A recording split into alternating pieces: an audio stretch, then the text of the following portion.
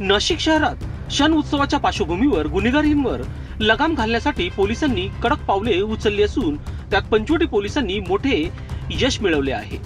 Nashik police आयुक्त संदीप कर्णिक यांच्या आदेशानुसार आणि गुन्हे प्रतिबंधासाठी दिलेल्या सूचनांनुसार शहरात विशेष गस्त वाढविण्यात आली आहे.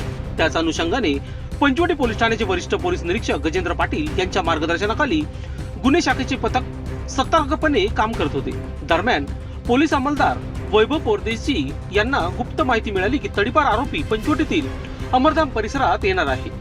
या खात्रीशीर माहितीच्या आधारे पोलिसांनी सापळा रचत आरोपीला रंगे हात ताब्यात घेतले. अटक करण्यात आलेल्या आरोपीचे नाव सौरभ उर्फ सॅमसन जयप्रकाश पोद्दार, वय वर्ष 19, राहणार मोदकेश्वर वसाहत पंचवटी नाशिक असे असून चौकशीत त्यांनी पंचवटी पोलीस ठाण्यातील 2 आणि उपनगर पोलीस ठाण्यातील 1 अशा एकूण 3 गुन्ह्यांची कबुली दिली आहे.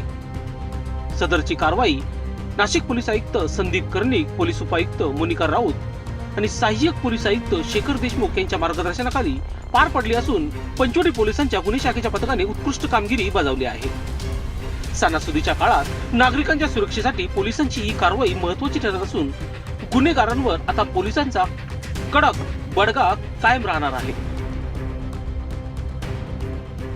लोकशास्त्र न्यूज साठी बंटी आडाव, नाशिक.